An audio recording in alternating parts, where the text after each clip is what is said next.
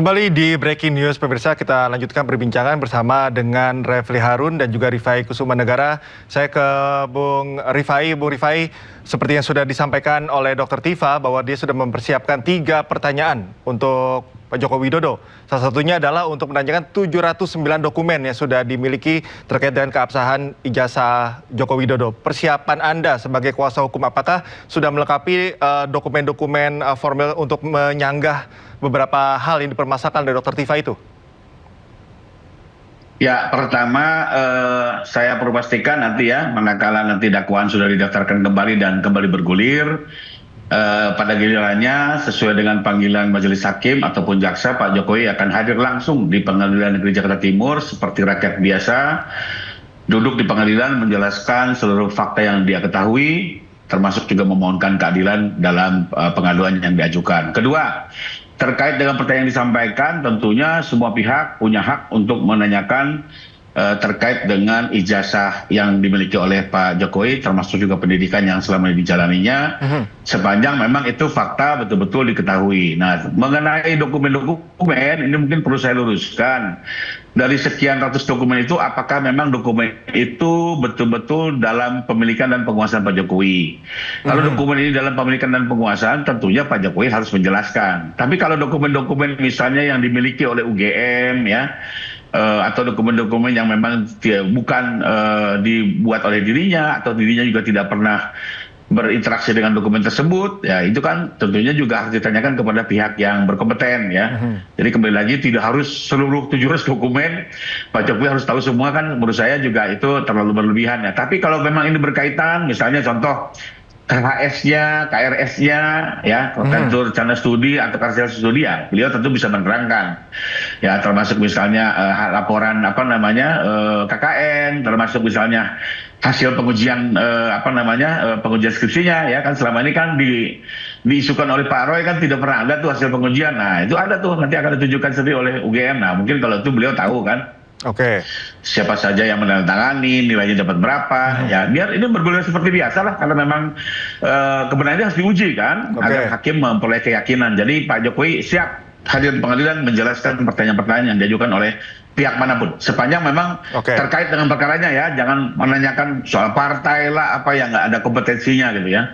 Menurut saya itu berlebihan. Demikian. Oke, Bung Refli, dengan kehadiran Pak Joko Widodo nanti, jika memang hadir, apakah memang ini bisa mempercepat penyelesaian kasus ini, atau masih ada hal-hal lain mungkin yang bisa menghambat selesainya kasus ini?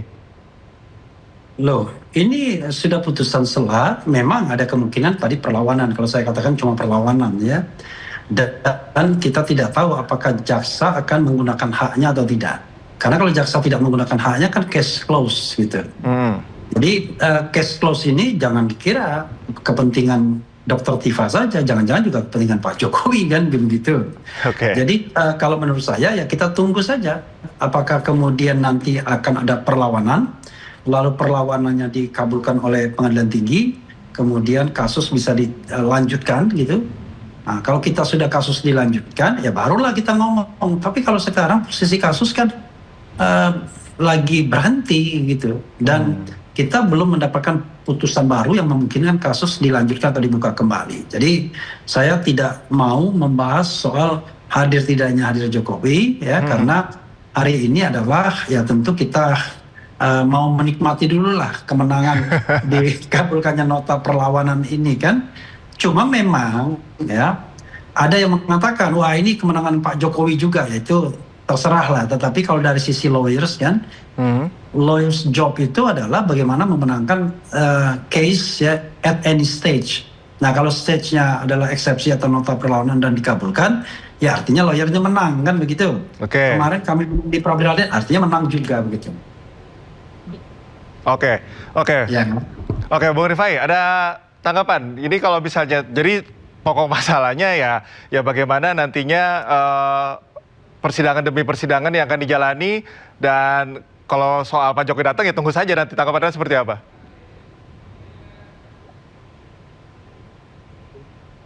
Bang Rifai?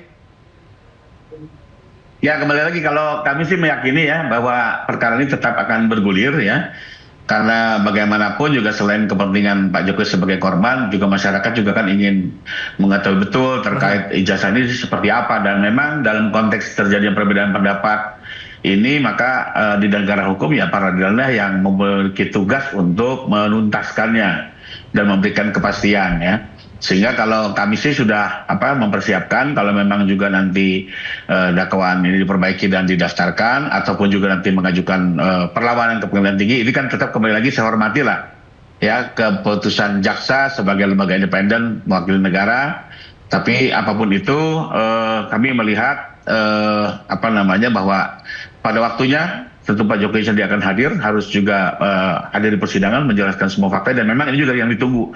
Termasuk janji Pak Jokowi kan akan menunjukkan seluruh ijazahnya di forum yang terhormat, dan kami melihat pengadilan pidana inilah yang paling tepat ya, karena memang persoalan ijazah ini akan lebih bagus diperiksa di peradilan pidana karena ini terbuka untuk umum, disaksikan oleh semua pihak, media juga bisa mengikuti, selalu semua pihak punya kesempatan yang sama men-challenge ya mengenai persoalan ijazah ini, dan beliau sendiri juga termasuk memiliki kepentingan soal ijazah ini agar tidak menjadi isu liar yang cukup membosankan, dan kembali lagi ya buat Pak Jokowi dan keluarganya juga cukup terganggu ya, bahkan beliau akan menggunakan frasa sehina-hinanya ya. Apalagi beliau sendiri kan merasa bahwa pendidikan ini kan sebenarnya juga sesuatu prestasi yang dicapai oleh keluarganya di saat-saat ekonomi serba terbatas, hidup di bantaran kali, tapi beliau punya kesempatan bahkan menyelesaikan di kampus terkemuka, kan ini juga satu fakta yang saya diapresiasi.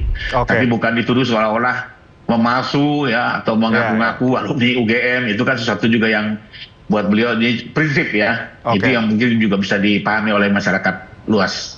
Oke, Bang Rifai, saya garis bawahi isu liar yang membosankan, katanya Bang Refli. Ini sudah momen kemenangan lah ya untuk Dr. Tifa. Anda juga nanti akan menghadapi persidangan pra-peradilan jilid 3 pada tanggal 29 nanti. Kalau tidak membosankan ya tunjukkan aja ijazahnya.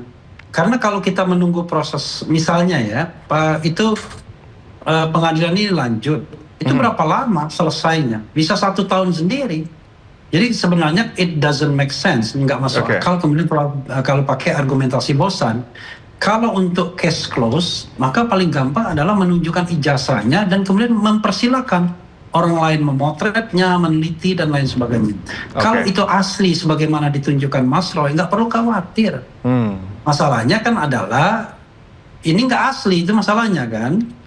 Nah ini kan tuduhan lagi nih kan. Itu sudah ditunjukkan di Polda, sudah dilihat. Akan digugat juga. Semua kan sudah menyaksikan di Polda, dilihat, tapi tetap bilang palsu ya. Kita bawa ke forum yang tepat, Pak. Yang disembunyikan. Kalau asli itu barangnya nggak perlu disembunyikan. Kalau asli itu ya tunjukkan saja. Bahkan bila perlu silakan. Dan kami nggak mungkin memberikan tersangka untuk memeriksa barang bukti lebih bagus kepada lembaga independen dong. Nggak mungkin dong tersangka.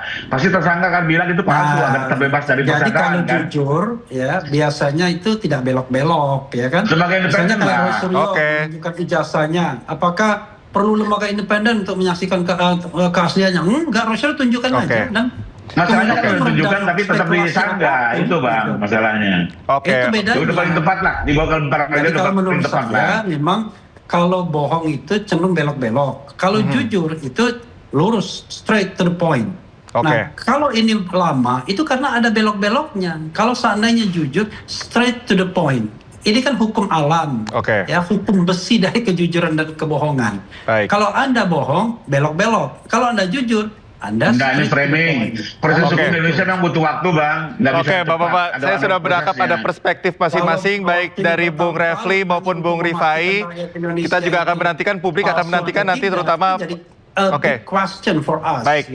Baik, publik akan menilai sendiri nanti ketika nanti jalannya persidangan dan juga berbagai hal ini akan berjalan ke depannya nanti. Sayang sekali waktu juga terbatas. Terima kasih Bang Refli Harun dan juga Bang Rifai Kusumandagara atas waktunya bersama kami di Breaking News. Salam sehat selalu. Ya, sama-sama semuanya Bang Refli. Salam semuanya. Terima kasih Bang. Ya, pemirsa, kita ke informasi berikutnya.